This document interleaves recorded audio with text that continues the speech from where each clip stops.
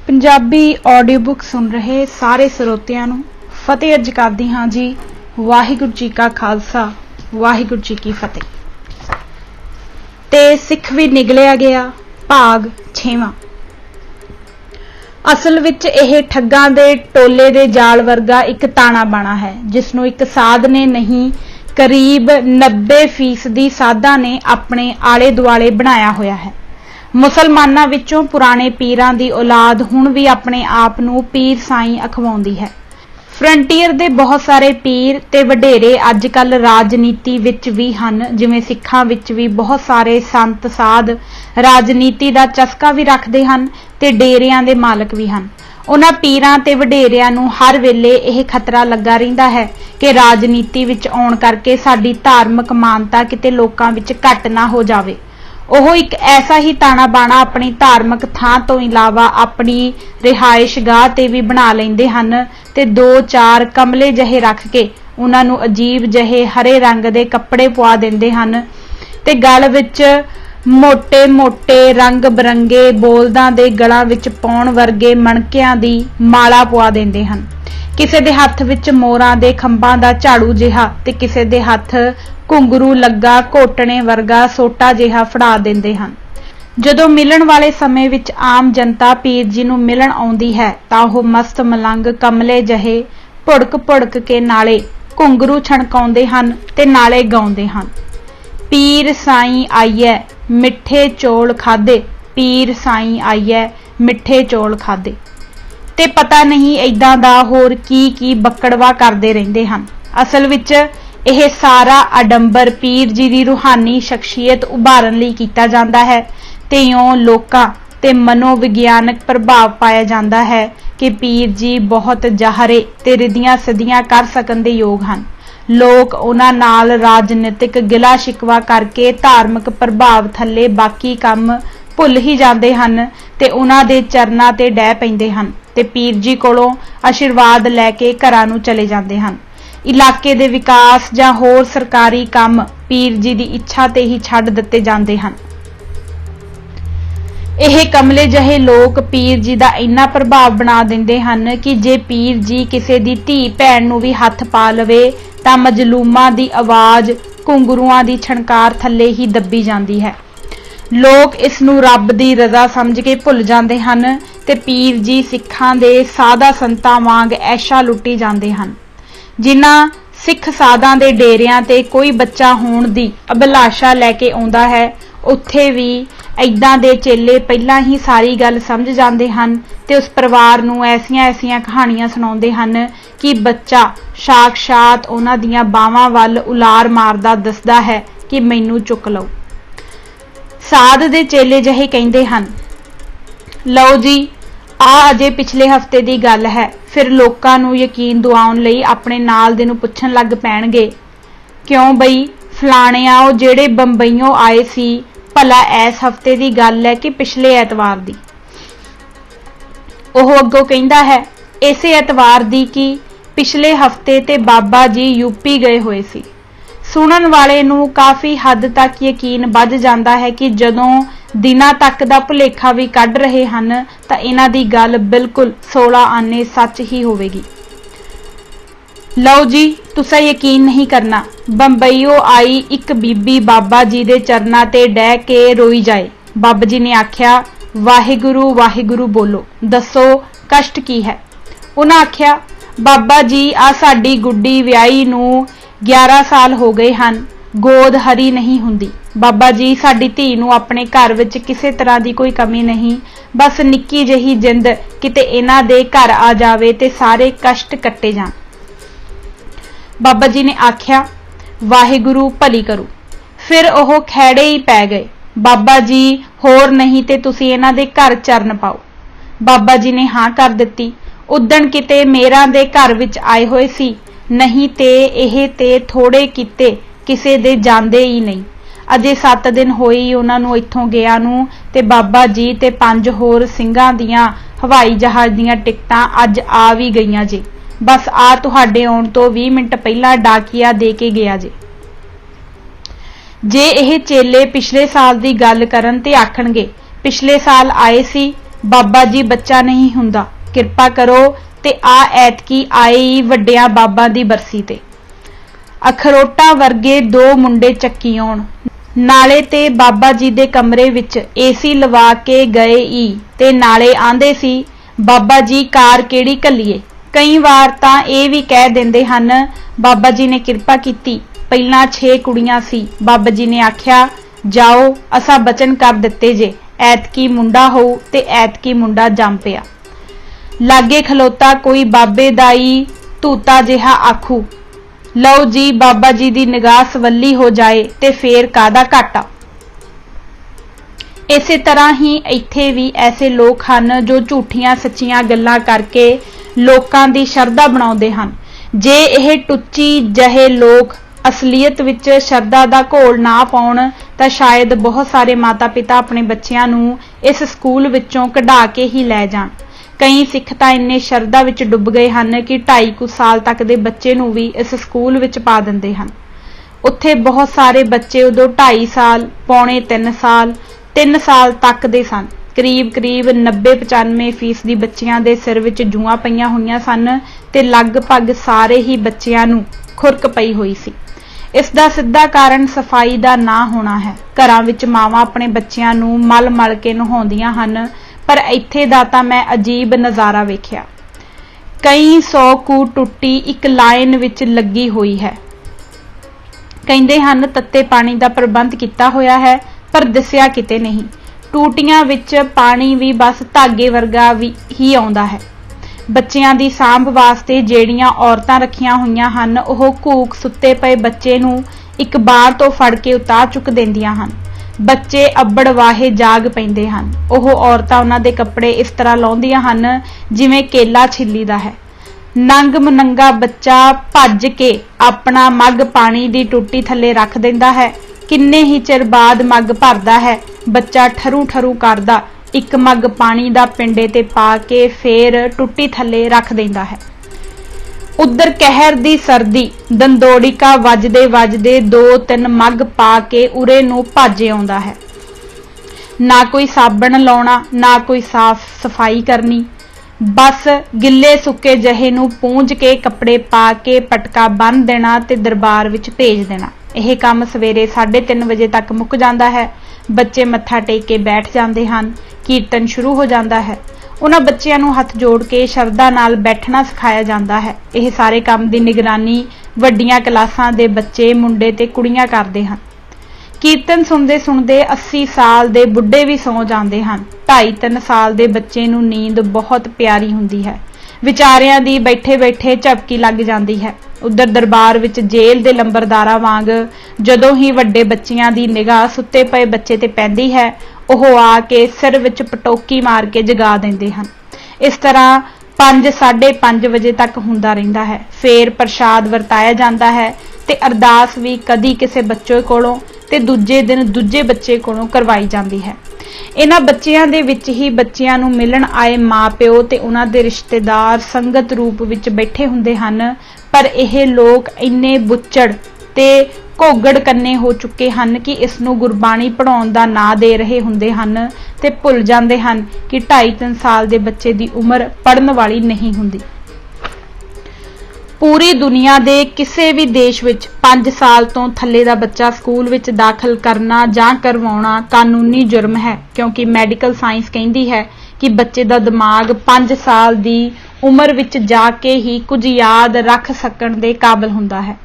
उस तो छोटे बच्चे दे दिमाग 'च यादां दीयां लहरां जिहियां उठदियां रहिंदियां हन ते उसनूं बहुत घੱਟ गल्लां याद रहिंदियां हन।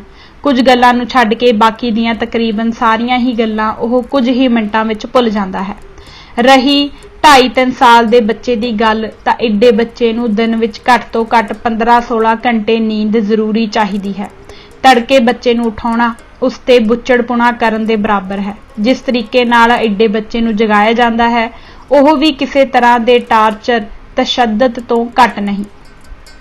ਵੱਡੇ ਬੱਚਿਆਂ ਨੂੰ ਵੀ ਸਵੇਰੇ ਸਵੇਰੇ ਉਠਾਉਣ ਲਈ ਮਾਵਾਂ ਨੂੰ ਬੜੇ ਪਾਪੜ ਵੇਲਣੇ ਪੈਂਦੇ ਹਨ। ਪਹਿਲਾਂ ਮਾਂ ਉਸ ਬੱਚੇ ਨਾਲ ਲੰਮੀ ਪੈਂਦੀ ਹੈ, ਉਸ ਦਾ ਮੱਥਾ ਚੁੰਮਦੀ ਹੈ, ਫਿਰ ਹੌਲੀ ਹੌਲੀ ਉਸ ਦੇ ਸਾਰੇ ਸਰੀਰ ਤੇ ਹੱਥ ਫੇਰੀ ਜਾਂਦੀ ਹੈ, ਨਾਲੇ ਆਖੀ ਜਾਂਦੀ ਹੈ, ਉੱਠ ਮੇਰਾ ਬੇਟਾ, ਅੱਜ तेरे पापा आप तैनू लैण आउणगे, फिर आपां बाजार चलांगे। इस तरह करदियां करदियां किन्ने चिर तक बच्चा ऊ करदा रहिंदा है। फिर कहिंदा है मैं आइसक्रीम भी खाण जाऊंगा। मां होर कोई लालच देंदी है। फिर किते जाके कई चोला मोला नाल बच्चा उठदा है। लुधियाने तो आए एक सज्जण मैनू संगत विच बैठियां ही कहन लगे, मैनू तां इदां लगदा है जिद्दां इह सारे बच्चे यतीम होण ते इन्हां दे मां प्यो इन्हां दे निक्के हुंदियां ही मर गए होण। साले पढ़ाइयां कराउण दे, कोई छत्तर लवे ला ते दे जिद्दर पैंदी है। आ जिहड़ा सारी जिंदगी नौकरी करदा रहा है, इन्हें भला जिंदगी विच कदे झूठ ना बोलिया हो। किहड़ा सरकारी कर्मचारी है जिसनूं नौकरी करदियां झूठ ना बोलना पिया होवे। नौकरी करन वाला धर्म पुत्तर युधिष्ठिर किवें हो सकदा है। सारी जिंदगी TADA लैंदा रहा ही, हुण विआह करवाया नहीं, खबरिया होया नहीं कि रब जाने पल्ले ही कुछ नहीं ते इह बाबा बन गया ही। अखे मैं इह गुरबाणी दे बंब बनाउणे हन, बंब इहने स्वाह बनाउणे हन। इह बच्चे विचारे कीड़े मकौड़े बनणगे। सिरां विच पटोकियां मार मार के इन्हां ने बच्चियां दा दिमाग हिला देना है। इन्हां विचारियां ने पढ़ाई कादी करनी है, इह ते वड्डे हो के अपना नां भी चेते रख लैण इन्ना ही बड़ा है। उस सज्जण दी गल सुन के मैनू भी ख्याल आया कि डॉक्टर कहिंदे हन कि छोटे बच्चे नूं हवा विच नहीं उछालना चाहिदा, जिवें आम लोग लाड नाल बच्चे नूं हवा विच उछालदे हन ते खुश हुंदे हन। पर उन्हां नूं इह नहीं पता कि बच्चे दे नाजुक दिमाग ते इसदा किन्ना बुरा असर पै सकदा है। जे कोई व्यक्ति कैलकुलेटर नूं झटके देवे जां ओह थल्ले डिग पवे तां काम करनों हट जांदा है। इसे तरह ही बच्चे दा दिमाग हुंदा है। कई बच्चे सुत्ते सुत्ते मंजे तो भुंजे डिग पैंदे हन। बाद विच पता लगदा है कि उन्हां दा दिमाग सट लगण कारण याद शक्ति गुआ चुका है ते ओह कोई भी दिमागी गल याद रखण दे काबिल नहीं रहिंदे। इसे करके ही अजकल बच्चियां दे सौण वाले मंजियां नाल 2 फुट उच्ची रेलिंग लाई जाती है। डॉक्टर तां इह भी कहिंदे हन कि बच्चे दे मूँह ते चपेड़ मारन नाल भी दिमाग हिल जाता है। फिर ओह मैनू उठा के कमरे विच लै आया। मैनू भी ओहदियां गल्लां बड़ियां सच्चियां लगियां। ओह मैनू दसदे रहे यूरोप दे मुल्कां विच पहला कानून सी कि किसी बच्चे दी गल ते चपेड़ नहीं मारी जा सकदी। जे कोई मारे तां ओह मास्टर जां जो भी भावें प्यो जां मां भी मारे तां उस ते मुकदमा चल सकदा है। जे बच्चा पुलिस कोल शिकायत कर देवे तां भावें उसदा मां प्यो ही ओनू झड़कदा होवे, सिर्फ एक वार्निंग पुलिस देंदी, दूजी वारी बच्चे नूं लै जांदी ते होस्टल विच पा के खर्चे दा बिल मां प्यो नूं भेज दिंदी ते उन्हां नूं दस दिंदे कि तुसा बच्चा जम तां लिया है पर तुहानूं पालना नहीं आउंदा। इस करके असीं ऐसा कीता है। अगे यह सी कि गल ते तां नहीं मार सकदे, पोला जिहा धफ्फा बच्चे दे चित्तड़ ते मार सकदे हन। पर हुण उन्हां सारे ही देशां विच यह कानून भी बदल गया है। हुण तां चित्तड़ ते धफ्फा भी नहीं मारिया जा सकदा। कानून दी उलंघना करन वाले दा कुत्ते तो भी भैड़ा हशर करदे हन। इत्थे आ साले दाड़ियां कढ के कोल बह के कुटवाउण डहे होए ने। गल्लां करदियां उहने उन्हां मावां नूं भी बड़ी गाल वाही जिन्हां जम के सुट तां ना दित्ते पर हुण ऐस बुच्चड़खाने घल दित्ते हन। इहदे नालों तां जमदिआं दा ही गल घुट देंदे। इसे ही स्कूल की गल है कि एक मास्टरानी बच्चियां नूं सोटी नाल कुट रही सी कि अमरजीत सिंह तान जिहड़े प्रसिद्ध रागी हन दे मुंडे दी अख ते वज गई ते ओहदा कोरनिया खराब हो गया ते अख ते बड़ा भारी जख्म हो गया। जल पानी छक के असी थल्ले आए तां उसे ही बुढ़े झांगी दी ओहो ही महफल जम्मी हुई सी। गल्लां भी लगभग ओहो ही सन ਜਿਹੜੀਆਂ कल सानू सुणाईयां सन। ਉਹ ਲੁਧਿਆਣੇ वाले सज्जण ओहदियां गल्लां सुणन लई खलो गए पर उन्हां ने उस बुढ़े नूं लम्मे हत्थी लिया। जदों उहने कहा सप उस पहाड़ तो इधर किवें आ गया तां ਉਹ लुधियाणे वाले सरदार साहिब कहन लगे क्यों ਉਹਨੇ इधर आउण लगे ने वीज़ा लैके आउणा सी, ਉਹਨੂੰ इधर आउण विच की रुकावट सी। फिर जदों उसने कहा हुण भी उस पहाड़ ते ਉਹ सप मिलदा है तां ਉਹ सरदार साहिब फिर हसे ते कहन लगे तुसां बजुर्गो किवें पछाण लिया भई इह उड्डण वाला ही सप है? ਉਹਦੇ ਮੋਢੇ ਤੇ ਉਹਦਾ ਨਾਂ ਲਿਖਿਆ ਹੋਇਆ ਹੈ।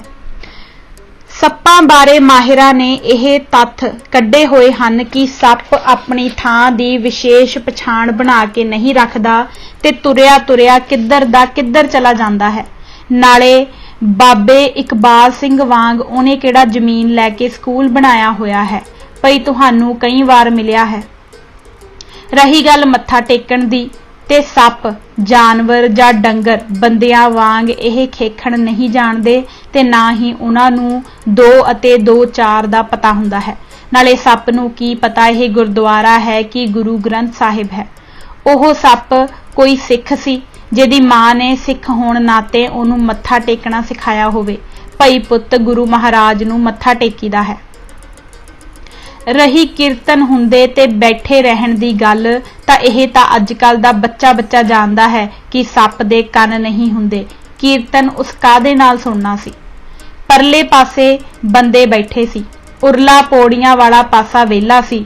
ਉਹ ਪੌੜੀਆਂ ਉੱਤਰ ਆਇਆ ਤੇ ਤੂੰ ਬਜ਼ੁਰਗਾ ਕਹਿੰਦਾ ਹੈ ਸੱਪ ਪੌੜੀਆਂ ਨਹੀਂ ਚੜ ਸਕਦਾ। ਮੈਂ ਤੇ ਦਰਖਤਾਂ ਤੇ ਭੱਜੇ ਫਿਰਦੇ ਸੱਪ ਵੇਖੇ ਹਨ। ਜੇ ਤੈਨੂੰ ਹੁਣ ਕਿਤੇ ਮਿਲਿਆ ਤਾਂ ਹੱਥ ਮਿਲਾ ਕੇ ਵੇਖ ਲਈ ਉਹਦਾ ਸਵਾਦ। ਫਿਰ ਉਹ ਸਰਦਾਰ ਸਾਹਿਬ ਉਸ ਬੁੱਢੇ ਨੂੰ ਸਿੱਧੇ ਹੀ ਹੋ ਪਏ ਤੇ ਕਿਹਾ, ਓਏ ਤੁਹਾਨੂੰ ਲੋਕਾਂ ਨੂੰ ਸ਼ਰਮ ਨਹੀਂ ਆਉਂਦੀ ਇਹੋ ਜਿਹੀਆਂ ਗੱਲਾਂ ਕਰਦਿਆਂ ਨੂੰ? ਕਿਉਂ ਲੋਕਾਂ ਦਾ ਬੇੜਾ ਗਰਕ ਕਰਨ ਲੱਗੇ ਹੋ?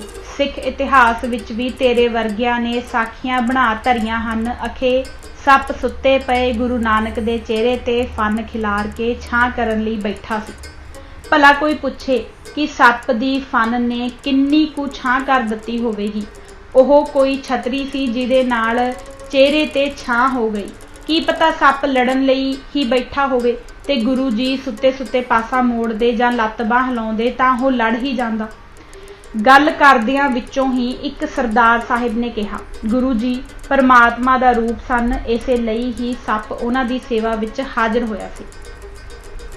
ਇਹ ਸੁਣ ਕੇ ਪਹਿਲੇ ਸਰਦਾਰ ਸਾਹਿਬ ਫਿਰ ਕਹਿਣ ਲੱਗੇ, ਗੁਰੂ ਜੀ ਦੇ ਪਿਤਾ ਮਹਿਤਾ ਕਾਲੂ ਜੀ ਨੂੰ ਜੋ ਪਟਵਾਰੀ ਹੋਣ ਕਰਕੇ ਬੜੇ ਸਿਆਣੇ ਸਨ ਤਾਂ ਪਤਾ ਨਾ ਲੱਗਾ ਕਿ ਮੇਰੇ ਘਰ ਪਰਮਾਤਮਾ ਨੇ ਜਨਮ ਲਿਆ ਹੈ ਤੇ 20 ਰੁਪਇਆਂ ਦਾ ਨੁਕਸਾਨ ਹੋ ਜਾਣ ਤੇ ਗੁਰੂ ਜੀ ਨੂੰ ਕੁੱਟਣ ਤੱਕ ਤਿਆਰ ਹੋ ਗਏ ਸਨ। ਪਰ ਅਨਪੜ੍ਹ ਸੱਪ ਨੂੰ ਕਿੱਥੋਂ ਪਤਾ ਲੱਗ ਗਿਆ ਕਿ ਇਹ ਸੁੱਤਾ ਪਿਆ ਵਿਅਕਤੀ ਰੱਬ ਦਾ ਰੂਪ ਹੈ। ਬ੍ਰਾਹਮਣਾਂ ਤੇ ਤੁਹਾਡੇ ਵਰਗੇ ਸਿੱਖਾਂ ਨੇ ਏਦਾਂ ਦੀਆਂ ਗੱਲਾਂ ਕਰਕੇ ਸਿੱਖ ਇਤਿਹਾਸ ਦਾ ਬਥੇਰਾ ਬੇੜਾ ਗਰਕ ਕੀਤਾ ਹੈ। ਗੁਰੂ ਜੀ 16 ਸਾਲ ਪੈਦਲ ਤੁਰ ਕੇ ਦੂਰ ਦੁਰਾਡੇ ਦੇ ਦੇਸ਼ਾਂ ਵਿੱਚ ਗਏ ਤੇ ਉਹਨਾਂ ਨੇ 35,000 ਮੀਲ ਦਾ ਸਫ਼ਰ ਪੈਦਲ ਕੀਤਾ ਤੇ ਤੁਸੀਂ ਕਹਿ ਦਿੰਦੇ ਹੋ ਮਰਦਾਨਿਆਂ ਅੱਖਾਂ ਮੀਟ। ਮਰਦਾਨੇ ਨੇ ਅੱਖਾਂ ਮੀਟੀਆਂ ਤੇ ਸਕਿੰਟ ਵਿੱਚ ਬਾਬਾ ਜੀ ਮੱਕੇ ਪਹੁੰਚ ਗਏ, ਕਦੇ ਅਸਾਮ ਪਹੁੰਚ ਗਏ। ਇੰਨੀ ਨਾਲ ਤਾਂ ਰਾਕਟ ਵੀ ਨਹੀਂ ਉੱਡਦਾ। ਜੇ ਉਹ ਐਡੀ ਛੇਤੀ ਹਰ ਥਾਂ ਪਹੁੰਚ ਜਾਂਦੇ ਸਨ ਤਾਂ ਫੇਰ ਉਹਨਾਂ ਨੂੰ ਕੁਝ ਥਾਵਾਂ ਤੇ ਜਾਣ ਲਈ 16 ਸਾਲ ਕਿਉਂ ਲੱਗੇ? ਬਾਬੇ ਦੀ ਖੁੰਬ ਠੱਪੀ ਗਈ ਤੇ ਉਹ ਪਰਾਂ ਨੂੰ ਚਲਾ ਗਿਆ। ਪਰ ਦੂਜਾ ਕਮਲਾ ਜਿਹਾ ਮੈਨੂੰ ਆ ਕੇ ਕਹਿਣ ਲੱਗਾ, ਜੀ ਸਾਡੇ ਸਾਰੇ ਮਜ਼ਦੂਰ ਪਹਾੜ ਦੇ ਹਨ। ਤੁਹਾਡੀਆਂ ਬੰਦੂਕਾਂ ਵੇਖ ਕੇ ਕੱਲ ਦਾ ਇਹਨਾਂ ਵਿੱਚ ਕੁਝ ਤਣਾਅ ਜਿਹਾ ਆ ਗਿਆ ਹੈ, ਕਿਉਂਕਿ ਜਦੋਂ 1984 ਵਿੱਚ ਵੀ ਬਾਕੀ ਥਾਵਾਂ ਤੇ ਕਤਲੋਗਾਰਤ ਹੋਈ ਸੀ ਤਾਂ ਇੱਥੇ ਵਾਹਿਗੁਰੂ ਦੀ ਕਿਰਪਾ ਹੀ ਰਹੀ ਸੀ। ਤੁਸੀਂ ਇਹ ਬੰਦੂਕਾਂ ਸਾਡੇ ਕੋਲ ਜਮ੍ਹਾਂ ਕਰਵਾ ਦਿਓ, ਕਿਉਂਕਿ ਇਸ ਤਰ੍ਹਾਂ ਤਣਾਅ ਵਧਣ ਦਾ ਡਰ ਹੈ।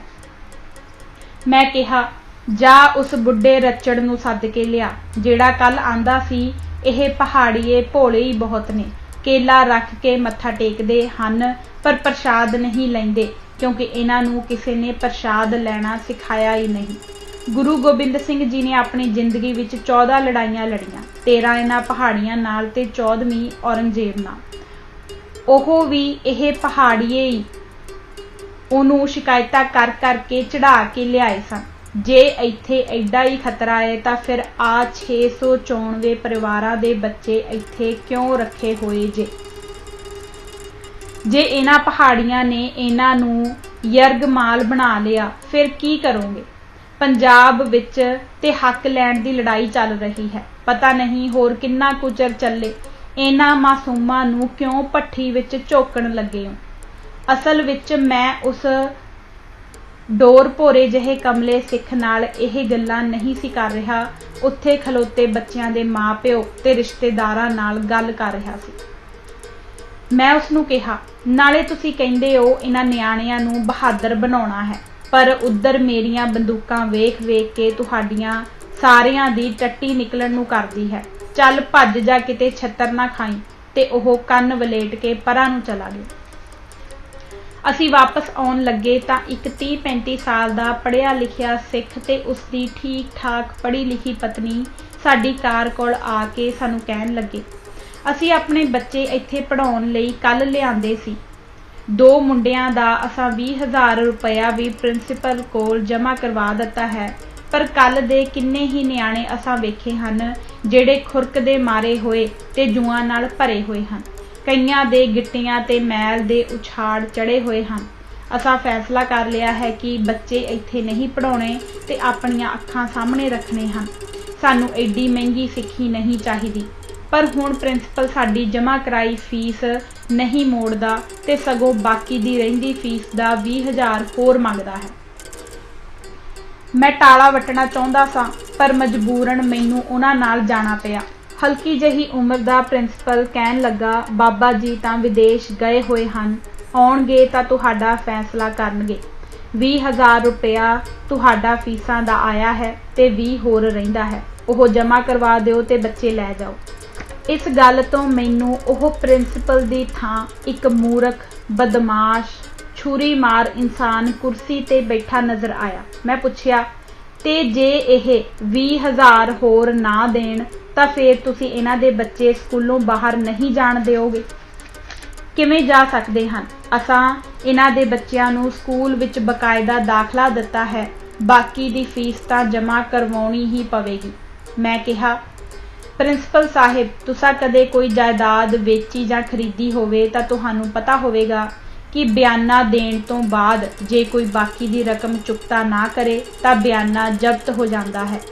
ਇਦੋਂ ਵੱਧ ਕੋਈ ਕੁਝ ਨਹੀਂ ਕਰ ਸਕਦਾ। ਇਹਨਾਂ ਤੁਹਾਡੇ ਕੋਲ ਕੋਈ ਜਾਇਦਾਦ ਵੇਚੀ ਜਾਂ ਲਈ ਨਹੀਂ, ਪਰ ਫਿਰ ਵੀ ਬੱਚੇ ਨਾ ਪੜ੍ਹਾਉਣਾ ਚਾਹਣ ਤਾਂ ਵੱਧ ਤੋਂ ਵੱਧ ਤੁਸੀਂ ਇਹਨਾਂ ਦੀ ਜਮ੍ਹਾਂ ਕਰਵਾਈ ਹੋਈ ਫੀਸ ਮਾਰ ਸਕਦੇ ਹੋ, ਹੋਰ ਪੈਸੇ ਨਹੀਂ ਮੰਗ ਸਕਦੇ। ਉਹ ਕਹਿਣ ਲੱਗਾ, ਚਲੋ ਫਿਰ ਜਮ੍ਹਾਂ ਕਰਵਾਈ ਫੀਸ ਨਹੀਂ ਮਿਲ ਸਕਦੀ, ਬੱਚੇ ਲੈ ਜਾਣ। ਬੱਚਿਆਂ ਦਾ ਬਾਪ ਵਿਚਾਰਾ ਇਹ ਗੱਲ ਵੀ ਮੰਨ ਗਿਆ ਤੇ ਪ੍ਰਿੰਸੀਪਲ ਦੇ ਸਾਹਮਣੇ ਹੀ ਕਹਿਣ ਲੱਗਾ, ਚਲੋ ਜੀ, ਵਾਰ ਕੇ ਸੁੱਟਿਆ ਮੈਂ ਆਪਣੇ ਪੁੱਤਾਂ ਦੇ ਸਿਰ ਉੱਤੋਂ ਦੀ 20,000, ਪਰ ਇਹ ਤੇ ਪਤਾ ਲੱਗ ਗਿਆ ਭਈ ਇਹ ਸੰਤ ਸਾਧ ਨਹੀਂ, ਇੱਕ ਨੰਬਰ ਦੇ ਠੱਗ ਹਨ। ਮੈਂ ਉਹਨਾਂ ਨੂੰ ਹੌਸਲਾ ਰੱਖਣ ਅਤੇ ਬੈਠ ਜਾਣ ਲਈ ਕਿਹਾ ਤੇ ਪੁੱਛਿਆ, ਬਾਬਾ ਜੀ ਕਦੋਂ ਆਉਣਗੇ ਪ੍ਰਿੰਸੀਪਲ ਸਾਹਿਬ? ਉਹ ਕਹਿਣ ਲੱਗੇ, ਅਜੇ ਮਹੀਨਾ ਲੱਗ ਜਾਏਗਾ। ਉਨੀ ਦੇਰ ਨੂੰ ਦੂਸਰੇ ਸਰਦਾਰ ਜੀ ਵੀ ਆ ਗਏ। ਮੈਂ ਦਿਲ ਵਿੱਚ ਸੋਚਿਆ, ਹੁਣ ਕੰਮ ਬਣ ਗਿਆ ਸਮਝੋ। ਉਹਨਾਂ ਆਉਂਦਿਆਂ ਹੀ ਪੁੱਛਿਆ, ਇਹ ਸਕੂਲ ਕਿਹਦਾ ਹੈ? ਬਾਬਾ ਜੀ ਦਾ ਕਿ ਤੁਹਾਡਾ? ਪ੍ਰਿੰਸੀਪਲ ਦੇ ਮੂੰਹੋਂ ਨਿਕਲਿਆ, ਬਾਬਾ ਜੀ ਦਾ। ਤੁਸਾਂ ਕਿਸ ਅਧਿਕਾਰ ਨਾਲ 20,000 ਜਮ੍ਹਾਂ ਕਰਵਾ ਲਿਆ? ਮੈਂ ਇਸ ਸਕੂਲ ਦਾ ਬਾਬਾ ਜੀ ਦੁਆਰਾ ਨਾਮਜ਼ਦ ਕੀਤਾ ਹੋਇਆ ਉਹਨਾਂ ਦੇ ਪ੍ਰਤੀਨਿਧ ਵਜੋਂ ਹਰ ਕੰਮ ਕਰ ਸਕਦਾ ਹਾਂ। ਉਸੇ ਹੀ ਪ੍ਰਤੀਨਿਧ ਦੇ ਅਧਿਕਾਰ ਵਜੋਂ ਇਹਨਾਂ ਦਾ 20,000 ਕਿਉਂ ਨਹੀਂ ਮੋੜਦੇ? ਬਾਬਾ ਜੀ ਦੇ ਆਉਣ ਤੱਕ ਇੰਤਜ਼ਾਰ ਕਰਨ ਨੂੰ ਕਿਉਂ ਕਹਿੰਦੇ ਹੋ? ਲਿਆਓ ਇਹਨਾਂ ਦੇ ਪੈਸੇ ਮੋੜੋ। ਵੱਧ ਤੋਂ ਵੱਧ ਰਾਤ ਦੀਆਂ ਖਾਧੀਆਂ ਰੋਟੀਆਂ, ਸਵੇਰ ਦੀ 2 ਕੱਪ ਚਾਹ ਤੇ ਕਮਰੇ ਵਿੱਚ ਭੁੰਜੇ ਸੌਣ ਦੇ ਪੈਸੇ ਕੱਟ ਲਓ, ਨਹੀਂ ਤੇ ਪੁਲਿਸ ਕੇਸ ਬਣੇਗਾ, ਕਿਤੇ ਖਲੋਣ ਜੋਗੇ ਨਾ ਰਹਿ ਜਾਓਗੇ। ਐਸਾ ਕੋਈ ਕਾਨੂੰਨ ਨਹੀਂ ਕਿ ਕੋਈ ਰਾਤ ਨੂੰ ਬੱਚੇ ਪੜ੍ਹਾਉਣ ਦੀ ਫੀਸ ਜਮ੍ਹਾਂ ਕਰਵਾ ਕੇ ਸਵੇਰੇ ਆਪਣਾ ਇਰਾਦਾ ਬਦਲ ਲਵੇ ਤਾਂ ਉਸ ਨੂੰ ਪੈਸੇ ਵਾਪਸ ਨਾ ਮਿਲਣ। ਹਾਂ, ਜੋ ਖਰਚਾ ਆਇਆ ਹੈ ਉਹ ਕੱਟ ਲਓ। ਲਓ ਜੀ, ਇਸ ਤਰ੍ਹਾਂ ਦੀ ਕਿੰਨੀ ਸਾਰੀ ਬਕ-ਬਕ ਹੋਣ ਤੋਂ ਬਾਅਦ ਉਹਨਾਂ ਵਿਚਾਰਿਆਂ ਦੇ ਪੈਸੇ ਵਾਪਸ ਹੋਏ।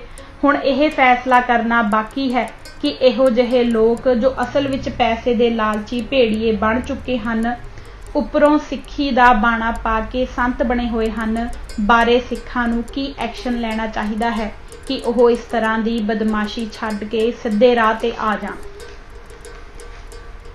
ਜਲੰਧਰ ਸ਼ਹਿਰ ਦੇ ਵਪਾਰੀ ਤੇ ਗੁਰਦੁਆਰਾ ਗੁਰੂ ਤੇਗ ਬਹਾਦਰ ਤੇ ਹਸਪਤਾਲ ਦੇ ਪ੍ਰਧਾਨ ਸਰਦਾਰ ਜਗਜੀਤ ਸਿੰਘ ਗਾਬਾ ਤੇ ਉਹਨਾਂ ਦੇ 2 ਛੋਟੇ ਭਰਾਵਾਂ ਦੇ ਬੱਚੇ ਵੀ ਉਹਨਾਂ ਨੇ खुरक ते जुआ पैण करके ही उस स्कूल विचों कढवाए सन। बाबा इकबाल सिंह जी पढ़े लिखे आदमी हन, पर जिहड़ी उस स्कूल दी इमारत बन रही सी उसका तरीका ते बनाउण दा ढंग अनाड़िया वाला ही सी। सीमेंट, रेत ते बजरी दियां पहिलां इट्टां पत्थियां जांदियां सन, फिर उन्हां दी चनाई कीती जांदी सी।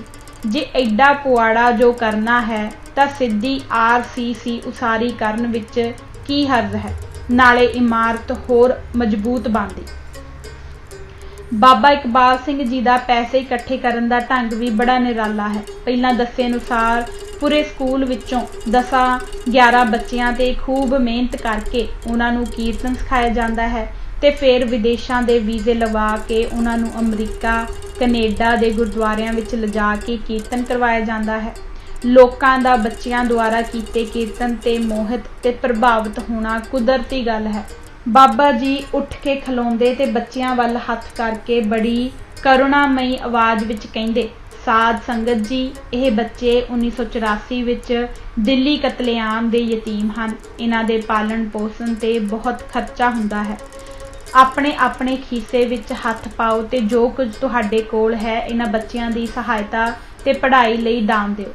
तुहाडा इन्हां गरीब बच्चियां नूं दिता होया दान नकारथ नहीं जावेगा। वाहिगुरू तुहानूं वध देवेगा। पहिलां ਗਿਆਨੀ लोग ਕਹਿੰਦੇ ਹੁੰਦੇ ਸਨ कि संत स्वर्ग नहीं जाते, ਉਹ जिथे ਹੁੰਦੇ ਹਨ ਉੱਥੇ ही स्वर्ग ਹੁੰਦਾ है। पर ਹੁਣ ਦੇ संत ਤਾਂ जिथे भी ਜਾਂਦੇ ਹਨ ਉੱਥੇ गंद ही ਘੋਲਦੇ ਹਨ ਤੇ ਝੂਠ ਬੋਲ ਕੇ ਲੋਕਾਂ ਨੂੰ ਲੁੱਟਦੇ ਹਨ। ਮੇਰੇ ਰਿਸ਼ਤੇਦਾਰਾਂ ਦੀ 9ਵੀਂ ਜਾਂ 10ਵੀਂ ਵਿੱਚ ਪੜ੍ਹਦੀ ਬੱਚੀ ਵੀ ਉਸ ਟੀਮ ਵਿੱਚ ਸ਼ਾਮਲ ਸੀ। ਹੋਰ 3-4 ਕੁੜੀਆਂ ਵੀ ਉਸੇ ਦੀ ਕਲਾਸ ਦੀਆਂ ਹੀ ਸਨ। ਸੁਖੀ ਸਾਂਦੀ ਚੰਗੇ ਭਲੇ ਮਾਂ ਪਿਓ ਜਿਉਂਦੇ ਹੋਣ ਤੇ ਵੀ ਮਰੇ ਹੋਣ ਦੀ ਗੱਲ ਸੁਣ ਕੇ ਉਹ ਰੋਣ ਲੱਗ ਪਈਆਂ, ਕਿਉਂਕਿ 9ਵੀਂ 10ਵੀਂ ਵਿੱਚ ਪੜ੍ਹਦੀਆਂ ਕੁੜੀਆਂ ਕਾਫੀ ਸਿਆਣੀਆਂ ਹੁੰਦੀਆਂ ਹਨ ਤੇ ਹਰ ਗੱਲ ਦਾ ਅਰਥ ਸਮਝਦੀਆਂ ਹਨ। ਉਹਨਾਂ ਨੂੰ ਰੋਂਦੀਆਂ ਵੇਖ ਕੇ ਲੋਕਾਂ ਨੂੰ ਬਾਬਾ ਜੀ ਦੀ ਕਹੀ ਹੋਈ ਗੱਲ ਦੀ ਪੱਕੀ ਪੁਸ਼ਟੀ ਹੋ ਗਈ ਤੇ ਕਿਸੇ ਨੂੰ ਬੱਚਿਆਂ ਦੇ ਯਤੀਮ ਹੋਣ ਬਾਰੇ ਕੋਈ ਸ਼ੱਕ ਨਾ ਰਿਹਾ। ਬਸ ਵੇਖਦਿਆਂ ਵੇਖਦਿਆਂ ਹੀ ਮਾਇਆ ਦੇ ਢੇਰ ਲੱਗ ਗਏ। ਸੱਜਣ ਠੱਗ ਵੀ ਇਹਨਾਂ ਸਿੱਖ ਬਾਬਿਆਂ ਨਾਲੋਂ ਕਿੱਡਾ ਕੁ ਵੱਧ ਸਿਆਣਾ ਹੋਵੇਗਾ। ਅਸਲੀਅਤ ਇਹ ਹੈ ਕਿ ਕਤਲੇਆਮ ਦੇ ਸ਼ਿਕਾਰ ਹੋਏ ਤੇ ਖਾੜਕੂਆਂ ਦੇ ਯਤੀਮ ਬੱਚਿਆਂ ਦੀ ਵੀ ਇਹ ਸਕੂਲ ਠੋਕ ਕੇ ਫੀਸ ਮੰਗਦਾ ਰਿਹਾ ਹੈ। ਸੱਚੀ ਗੱਲ ਤਾਂ ਇਹ ਹੈ ਕਿ ਇਸਨੇ ਕਿਸੇ ਇਹੋ ਜਿਹੇ ਬੱਚੇ ਨੂੰ ਸਕੂਲ ਵਿੱਚ ਦਾਖਲ ਹੀ ਨਹੀਂ ਕੀਤਾ। ਮਾਇਆ ਇਕੱਠੀ ਕਰਨ ਦਾ ਇੱਕ ਹੋਰ ਤਰੀਕਾ ਇਹ ਕੱਢਿਆ ਗਿਆ ਹੈ ਕਿ ਜਿਨ੍ਹਾਂ ਬੱਚਿਆਂ ਦੇ ਮਾਤਾ ਪਿਤਾ ਕਿਸਾਨ ਹਨ ਉਹਨਾਂ ਕੋਲੋਂ ਕਣਕ ਇਕੱਠੀ ਕਰਨ ਲਈ ਆਪਣੇ ਵੇਲੜ ਜਿਹੇ ਚੇਲੇ ਘੱਲ ਦਿੰਦੇ ਹਨ ਤੇ ਕਹਿੰਦੇ ਹਨ ਕਿ ਬੱਚਿਆਂ ਦੇ ਖਾਣ ਲਈ ਹੱਕ ਹਲਾਲ ਦੀ ਕਮਾਈ ਦੀ ਕਣਕ ਲੰਗਰ ਵਾਸਤੇ ਇਕੱਠੀ ਕਰ ਰਹੇ ਹਾਂ। ਹੈ ਕਿ ਨਹੀਂ ਕਿਸਾਨਾਂ ਵਿਚਾਰਿਆਂ ਨੂੰ ਠੱਗਣ ਦਾ ਇੱਕ ਨਵਾਂ ਹੀ ਢੰਗ। ਇਹ ਉਗਰਾਹੀ ਕਰਨ ਦਾ ਤਰੀਕਾ ਇੱਕ ਸਾਧ ਨੇ ਨਹੀਂ 100% ਸਾਧਾ ਨੇ ਹੀ ਅਪਣਾਇਆ ਹੋਇਆ ਹੈ। ਇਸ ਬਹਾਨੇ ਨਾਲ ਹਜ਼ਾਰਾਂ ਬੋਰੀਆਂ ਕਣਕ, ਝੋਨਾ ਤੇ ਆਲੂ ਇੱਕ ਸੀਜ਼ਨ ਵਿੱਚ ਇਕੱਠੇ ਹੋ ਜਾਂਦੇ ਹਨ। ਰਈਏ ਦੀ ਮੰਡੀ ਜੋ GT ਰੋਡ ਦੇ ਬਿਲਕੁਲ ਉੱਪਰ ਹੈ, ਅੰਮ੍ਰਿਤਸਰ ਜਾਂਦਿਆਂ ਇੱਕ ਵਾਹਵਾ ਛੋਟੇ ਪਹਾੜ ਜਿੱਡਾ ਕਣਕ ਦਾ ਢੇਰ ਲੱਗਾ ਮੈਂ ਵੇਖਿਆ ਤਾਂ ਘੜੀ ਮੁੜੀ ਵਿਚਾਰ ਆਵੇ ਕਿ ਕਿਸ ਕਿਸਾਨ ਦਾ ਐਡਾ ਵੱਡਾ ਢੇਰ ਹੋਵੇਗਾ। ਜ਼ਮੀਨ ਤਾਂ ਸੀਲਿੰਗ ਲੱਗ ਕੇ 17 ਏਕੜ ਫੀ ਪਰਿਵਾਰ ਰਹਿ ਗਈ ਹੈ। ਇਹ ਐਡਾ ਜ਼ਿਮੀਦਾਰ ਕਿਹੜਾ ਹੋਇਆ? ਪੁੱਛਣ ਤੇ ਪਤਾ ਲੱਗਾ ਕਿ ਇਹ ਢੇਰ ਇੱਕ ਡੇਰੇ ਵਾਲੇ ਸਾਧ ਦਾ ਹੈ। ਸੱਚਮੁੱਚ ਹੀ ਐਡਾ ਢੇਰ ਪੰਜਾਬ ਦੇ ਕਿਸੇ ਕਿਸਾਨ ਦਾ ਹੋ ਹੀ ਨਹੀਂ ਸਕਦਾ। ਇਹੋ ਹੀ ਸਾਧ ਲੋਕਾਂ ਨੂੰ ਪ੍ਰਵਚਨ ਕਰਦੇ ਹਨ ਕਿ ਲਾਲਚ ਨਹੀਂ ਕਰਨਾ ਚਾਹੀਦਾ, ਨਾ ਹੀ ਮਾਇਆ ਦਾ ਮੋਹ ਹੀ ਕਰਨਾ ਚਾਹੀਦਾ ਹੈ। ਪਰ ਵੇਖ ਲਓ, ਲੰਗਰ ਦਾ ਨਾਂ ਲੈ ਕੇ ਇਕੱਠੀ ਕੀਤੀ ਕਣਕ ਹੁਣ ਮੰਡੀ ਵਿੱਚ ਵੇਚ ਕੇ ਪੈਸੇ ਕਮਾਏ ਜਾ ਰਹੇ ਹਨ। ਲਾਲਚ ਨਾ ਕਰਨ ਦਾ ਉਪਦੇਸ਼ ਦੇਣ ਵਾਲੇ ਲਾਲਚੀ ਪੰਜਾਬ ਦੀ ਧਰਤੀ ਦੇ ਚੱਪੇ ਚੱਪੇ ਤੇ ਦਨਦਨਾਉਂਦੇ ਫਿਰਦੇ ਹਨ ਤੇ ਵਿਚਾਰੇ ਕਿਸਾਨ ਨਾ ਚਾਹੁੰਦੇ ਹੋਏ ਵੀ ਇਹਨਾਂ ਦੀ ਇੱਛਾ ਅੱਗੇ ਸਿਰ ਝੁਕਾਉਂਦੇ ਹਨ। ਜੇ ਹੁਣ ਗੁਰੂ ਗੋਬਿੰਦ ਸਿੰਘ ਜੀ ਆਪ ਆ ਜਾਣ ਤਾਂ ਮਸੰਦਾਂ ਨੂੰ ਸਾੜਨ ਵਾਂਗ ਮਿੱਟੀ ਦੇ ਤੇਲ ਦੇ ਪੀਪੇ ਇਕੱਠੇ ਕਰਵਾਉਣ ਕਿ ਨਾ। ਕਈਆਂ ਨੂੰ ਤਾਂ ਚੇਤੂ ਮਸੰਦ ਵਾਂਗ ਤੱਤਾ ਗੁੜ ਸਿਰ ਵਿੱਚ ਪਾ ਕੇ ਮਾਰਨ। ਧਿਆਨ ਸਿੰਘ ਸਾਧ ਕਿਸਾਨ।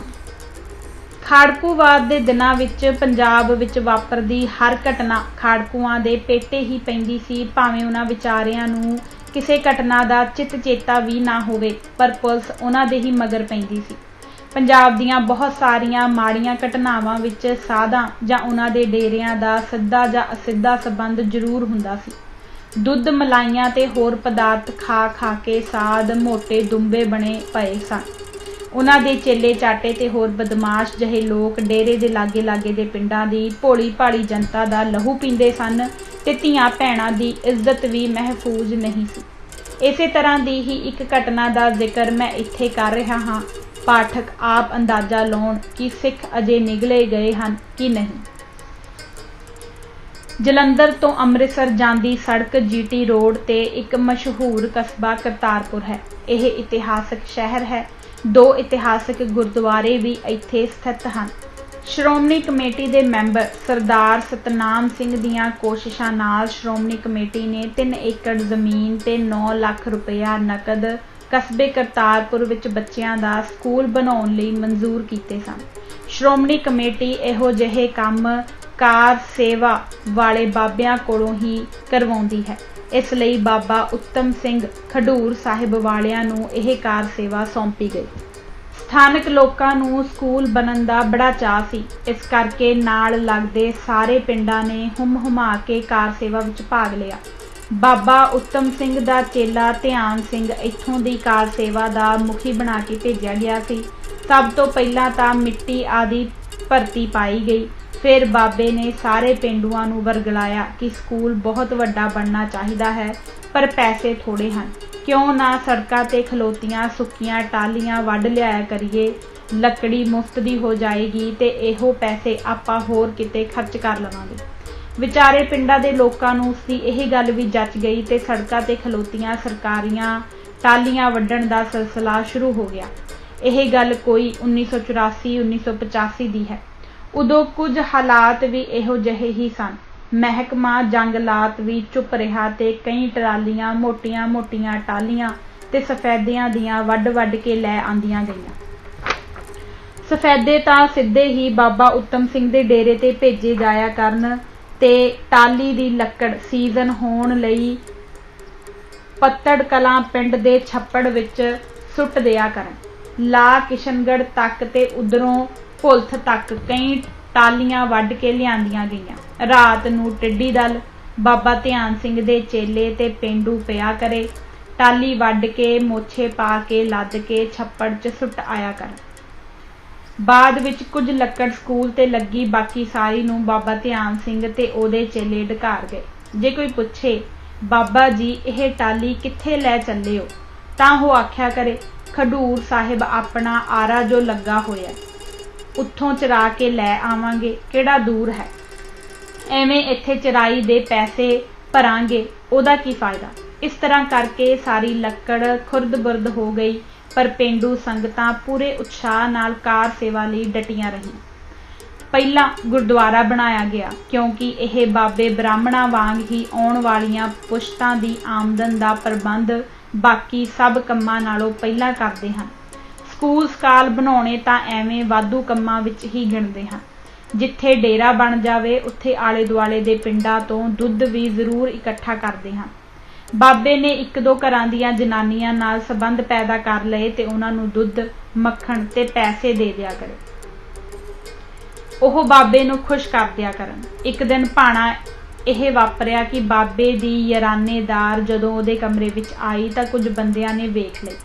ਪਿੰਡਾਂ ਤੇ ਕਸਬਿਆਂ ਦਾ ਇਹ ਰਿਵਾਜ ਹੈ ਕਿ ਇਹੋ ਜਿਹੇ ਕੰਮ ਵਿਰੁੱਧ ਸਵੇਰੇ ਪੰਚਾਇਤ ਜ਼ਰੂਰ ਸੱਦੀ ਜਾਂਦੀ ਹੈ।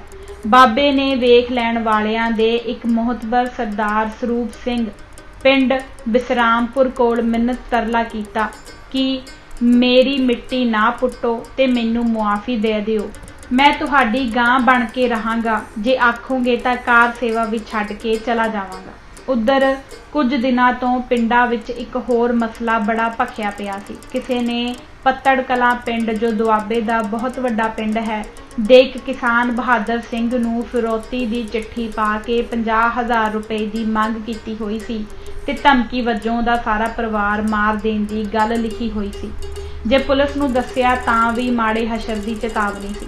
ਬਹਾਦਰ ਸਿੰਘ ਦੇ ਘਰ ਦੇ ਨਾਲ ਹੀ 5-6 ਘਰ ਹਨ ਤੇ ਪਿੰਡੋਂ ਬਾਹਰਵਾਰ ਇੱਕ ਸਲੋਆਣਾ ਨਾਂ ਦਾ ਛੋਟਾ ਜਿਹਾ ਗੁਰਦੁਆਰਾ ਹੈ ਜੋ ਜਠੇਰਿਆਂ ਕਰਕੇ ਮਾਨਤਾ ਰੱਖਦਾ ਹੈ। ਤੇ ਲੋਕ ਉੱਥੇ ਮੱਥਾ ਟੇਕਣ ਆਉਂਦੇ ਹਨ। ਬਹਾਦਰ ਸਿੰਘ ਵਿਚਾਰੇ ਨੇ ਕਦੇ 50,000 ਰੁਪਇਆ ਹੱਥ ਵਿੱਚ ਫੜ ਕੇ ਨਹੀਂ ਸੀ ਵੇਖਿਆ, ਦੇਣਾ ਕਿੱਥੋਂ ਸੀ। ਚਿੱਠੀ ਪੜ੍ਹਦੇ ਸਾਰ ਹੀ ਉਸਨੂੰ ਦਿਲ ਦਾ ਦੌਰਾ ਪੈ ਗਿਆ, ਪਰ ਡਾਕਟਰੀ ਸਹਾਇਤਾ ਵੇਲੇ ਸਿਰ ਮਿਲ ਜਾਣ ਕਰਕੇ ਉਹ ਬਚ ਗਿਆ। ਇਸ ਘਟਨਾ ਦੀ ਵੀ ਸਾਰੇ ਪਿੰਡਾਂ ਵਿੱਚ ਬਹੁਤ ਚਰਚਾ ਸੀ। ਉਧਰੋਂ ਧਿਆਨ ਸਿੰਘ ਦੀ ਬਦਕਾਰੀ ਵਾਲੀ ਗੱਲ ਚੱਲ ਪਈ। ਸਰੂਪ ਸਿੰਘ ਬਿਸਰਾਮਪੁਰ ਨੇ ਕਿਹਾ, ਤੇਰੀ ਪਹਿਲੀ ਗਲਤੀ ਹੈ, ਤੈਨੂੰ ਮੁਆਫੀ ਤਾਂ ਦਿੱਤੀ ਜਾ ਸਕਦੀ ਹੈ, ਪਰ ਇੱਕ ਤਾਂ ਲਿਖਤੀ ਮੁਆਫੀ ਮੰਗ ਤੇ ਇੱਕ ਇਹ ਕਾਰ ਸੇਵਾ ਛੱਡ ਕੇ ਇੱਥੋਂ ਦਫਾ ਹੋ ਜਾ। ਅਸਲ ਵਿੱਚ ਇਹ ਫੈਸਲਾ ਮੂੰਹੋਂ ਤਾਂ ਸਰੂਪ ਸਿੰਘ ਦੇ ਅਖਵਾਇਆ ਗਿਆ, ਵੈਸੇ ਇਹ ਫੈਸਲਾ ਸਾਰੇ ਹੀ ਲਾਗੇ ਦੇ ਪਿੰਡਾਂ ਦੇ ਮੋਹਤਬਰਾਂ ਦਾ ਸੀ। ਜਦੋਂ ਧਿਆਨ ਸਿੰਘ ਮੁਆਫੀਨਾਮਾ ਲਿਖਣ ਲੱਗਾ ਤਾਂ ਅਜੇ ਉਸਨੇ ਵਾਹਿਗੁਰੂ ਜੀ ਕਾ ਖਾਲਸਾ ਵਾਹਿਗੁਰੂ ਜੀ ਕੀ ਫਤਿਹ ਹੀ ਲਿਖੀ ਸੀ ਕਿ ਲਾਗੇ ਬੈਠੇ ਇੱਕ ਪੜ੍ਹੇ ਲਿਖੇ ਕਿਸਾਨ ਨੇ ਬੜੇ ਧਿਆਨ ਨਾਲ ਲਿਖਾਈ ਵੇਖੀ ਤੇ ਉਹ ਇਹ ਕਹਿ ਕੇ ਉੱਠ ਕੇ ਚਲਾ ਗਿਆ ਕਿ ਮੈਂ ਹੁਣੇ ਆਉਂਦਾ ਹਾਂ। ਉਹ ਸਕੂਟਰ ਤੇ ਜਾ ਕੇ ਬਹਾਦਰ ਸਿੰਘ ਵਾਲੀ ਫਿਰੌਤੀ ਦੀ ਚਿੱਠੀ ਲੈ ਆਇਆ ਤੇ ਲਿਆ ਕੇ ਸਰੂਪ ਸਿੰਘ ਦੇ ਹੱਥ ਫੜਾ ਦਿੱਤੀ। ਜਦੋਂ ਦੋਵੇਂ ਚਿੱਠੀਆਂ ਮੇਲ ਕੇ ਵੇਖੀਆਂ ਗਈਆਂ ਤਾਂ ਉਹ ਵੀ ਧਿਆਨ ਸਿੰਘ ਦੇ ਹੱਥਾਂ ਦੀ ਹੀ ਲਿਖੀ ਹੋਈ ਸੀ। ਸਾਰੀ ਪੰਚਾਇਤ ਫੇਰ ਬਹਿ ਗਈ। ਜਦੋਂ ਉਹਨੂੰ ਚਿੱਠੀ ਬਾਰੇ ਪੁੱਛਿਆ ਗਿਆ ਤਾਂ ਹਿੰਦੀ ਦੀ ਕਹਾਵਤ ਵਾਂਗ ਕਾਟੋ ਤੋਂ ਕਤਰਾ ਖੂਨ ਕਾ ਨਾ ਥਾ ਵਾਲੀ ਗੱਲ ਸੀ। ਧਿਆਨ ਸਿੰਘ ਪੈਰਾਂ ਤੋਂ ਸਿਰ ਉਤਾ ਨਾ ਚੁੱਕੇ। ਸਰੂਪ ਸਿੰਘ ਨੇ ਪੁੱਛਿਆ, ਹੋਰ ਕਿੰਨੀਆਂ ਨੂੰ ਇਹ ਚਿੱਠੀਆਂ ਪਾਈਆਂ ਈ? ਉਹਨੇ ਕਿਹਾ, ਇੱਕ ਬਾਬੇ ਬਕਾਲੇ ਦੇ ਇੱਕ ਬੰਦੇ ਨੂੰ ਤੇ ਇੱਕ ਹਮੀਰੇ ਲਾਗੇ ਦਿਆਲਪੁਰ ਪਿੰਡ ਦੇ ਮੰਗੀ ਨਾਂ ਦੇ ਵਲੈਤੀਏ ਨੂੰ। ਕਈ ਆਖਣ ਪੁਲਿਸ ਨੂੰ ਫੜਾਈਏ, ਕਈ ਆਖਣ ਝੱਗਾ ਚੁੱਕਾਂਗੇ ਤਾਂ ਆਪਣਾ ਢਿੱਡ ਨੰਗਾ ਹੋਊ, ਗੱਲ ਅਕਾਲ ਤਖਤ ਸਾਹਿਬ ਤੇ ਲੈ ਚੱਲੋ। ਬਾਬੇ ਉੱਤਮ ਸਿੰਘ ਨੂੰ ਵੀ ਉੱਥੇ ਬੁਲਾਇਆ ਗਿਆ, ਪਰ ਉਹ ਤਾਂ ਮੰਨਿਆ ਪਰਮੰਨਿਆ ਰਹਿ ਚੁੱਕਾ ਕਬਜ਼ੇਬਾਜ਼ ਤੇ ਪੁਲਿਸ ਤੇ ਸਰਕਾਰ ਦਾ ਟਾਊਟ ਸੀ। ਉਧਰ ਮਜੈਲਾਂ ਨੂੰ ਉਦੋਂ ਇਹ ਬੜਾ ਭੁਲੇਖਾ ਹੁੰਦਾ ਸੀ, ਭਈ ਦੁਆਬੀਏ ਐਵੇਂ ਡਰਪੋਕ ਜਿਹੇ ਹੁੰਦੇ ਹਨ। ਬਾਬੇ ਉੱਤਮ ਸਿੰਘ ਨੇ ਆਖਿਆ, ਮੁਆਫੀ ਧਿਆਨ ਸੋਂ ਮੰਗ ਲੈਂਦਾ ਹੈ, ਪਰ ਜੇ ਆਖੋ ਕਾਰ ਸੇਵਾ ਦਾ ਡੰਡਾ ਡੇਰਾ ਪੁੱਟੋ ਤਾਂ ਉਹ ਗੱਲ ਨਹੀਂ ਜੇ ਹੋਣੀ। ਉਹਨੇ ਹਾਜ਼ਰ ਲੋਕਾਂ ਸਾਹਮਣੇ ਆਪਣਾ ਝੱਗਾ ਉਤਾਰ ਚੁੱਕ ਕੇ ਕਿਹਾ, ਲਾ ਲਓ ਜਿਹੜਾ ਜ਼ੋਰ ਲੱਗਦਾ ਜੇ। ਇਹਦਾ ਮਤਲਬ ਕੀ ਹੁੰਦਾ ਹੈ ਸਾਰੇ ਜਾਣਦੇ ਹਨ। ਇਸ ਤਰ੍ਹਾਂ ਹੁੰਦਿਆਂ ਕਰਦਿਆਂ ਸਮਾਂ ਲੰਘਦਾ ਗਿਆ। ਸਕੂਲ ਬਣ ਕੇ ਤਿਆਰ ਹੋ ਗਿਆ ਤੇ ਚੱਲਣ ਵੀ ਲੱਗ ਪਿਆ। ਧਿਆਨ ਸਿੰਘ ਹੁਣ ਸਕੂਲ ਦੀਆਂ ਮਾਸਟਰਾਣੀਆਂ ਦੇ ਵਿਚਕਾਰ ਬਹਿ ਕੇ ਬਦਾਮ ਤੇ ਕਾਜੂ ਖਾਇਆ ਕਰੇ।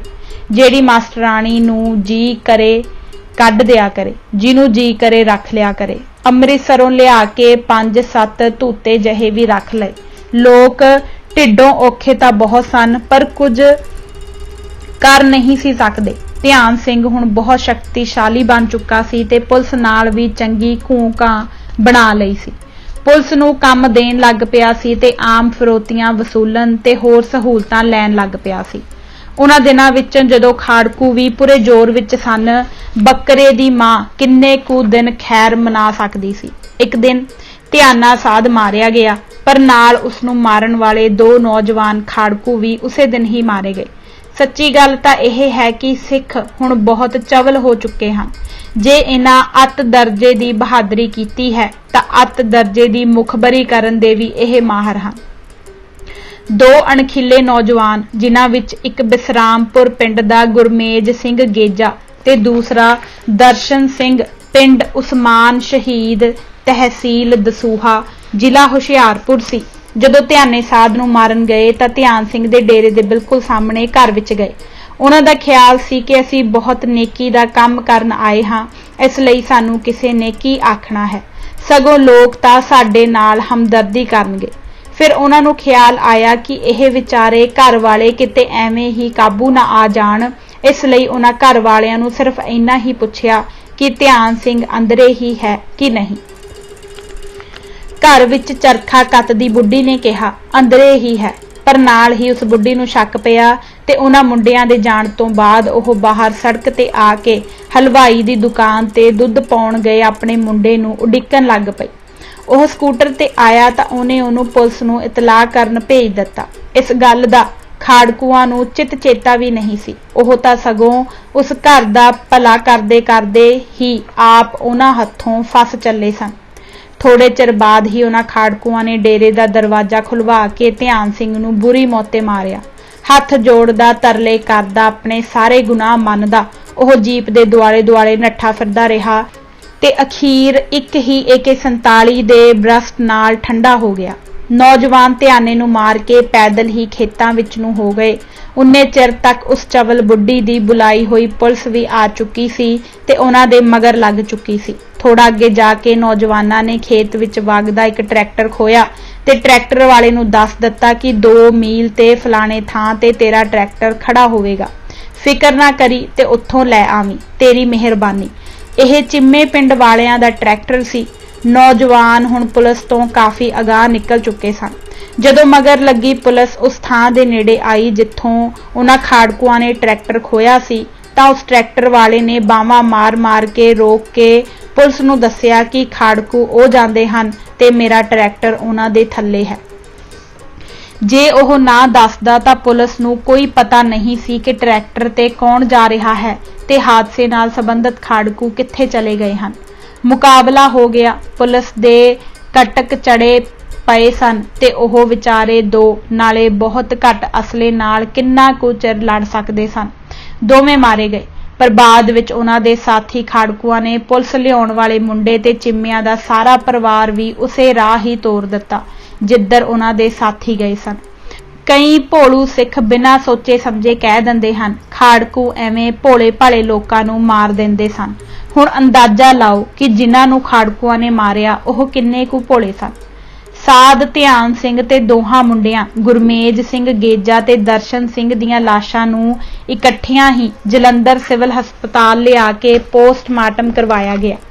ਮੇਰੇ ਕੋਲ ਸਰਦਾਰ ਸਰੂਪ ਸਿੰਘ ਜੋ ਉਦੋਂ ਸ਼੍ਰੋਮਣੀ ਅਕਾਲੀ ਦਲ ਕਰਤਾਰਪੁਰ ਦੇ ਸਰਕਲ ਜਥੇਦਾਰ ਸਨ ਤੇ ਜ਼ਿਲ੍ਹਾ ਕਪੂਰਥਲਾ ਦੇ ਜ਼ਿਲ੍ਹਾ ਪ੍ਰਧਾਨ ਸਰਦਾਰ ਜਗੀਰ ਸਿੰਘ ਵਡਾਲਾ ਆਏ ਤੇ ਸਾਰੀ ਗੱਲ ਦੱਸੀ। ਉਸ ਵੇਲੇ ਅਸੀਂ ਜਲੰਧਰ ਸਿਵਲ ਹਸਪਤਾਲ ਗਏ। ਸਾਡੇ ਜਾਂਦਿਆਂ ਨੂੰ ਪੋਸਟਮਾਰਟਮ ਹੋ ਚੁੱਕੇ ਸਨ ਤੇ ਇੱਕ ਸਵਰਾਜ ਮਾਜਦਾ ਤੇ ਧਿਆਨ ਸਿੰਘ ਦੀ ਲਾਸ਼ ਤੇ ਦੂਸਰੀ ਸਵਰਾਜ ਮਾਜਦਾ ਜੋ ਪੁਲਿਸ ਦੀ ਸੀ ਵਿੱਚ ਦੋਹਾਂ ਨੌਜਵਾਨ ਖਾੜਕੂਆਂ ਦੀਆਂ ਲਾਸ਼ਾਂ ਰੱਖੀਆਂ ਹੋਈਆਂ ਸਨ। ਸਿਵਲ ਹਸਪਤਾਲ ਵਿੱਚ ਪੁਲਿਸ ਹੀ ਪੁਲਿਸ ਸੀ ਤੇ ਬੇਬਹਾ ਪੁਲਿਸ ਤੇ ਪੁਲਿਸ ਅਫਸਰ ਮੁਰਦਾ ਘਰ ਵਾਲੀ ਗਰਾਊਂਡ ਵਿੱਚ ਖੜੇ ਸਨ। ਮੇਰੀ ਨਜ਼ਰ SPD ਜੋ ਜਲੰਧਰ ਪੁਲਿਸ ਨਾਲ ਸੰਬੰਧਿਤ ਸਨ ਤੇ ਪਈ। ਅਸਲ ਵਿੱਚ ਇਹ ਸਾਰਾ ਕੁਝ ਉਹਨਾਂ ਦੀ ਦੇਖ-ਰੇਖ ਹੇਠ ਹੀ ਹੋ ਰਿਹਾ ਸੀ।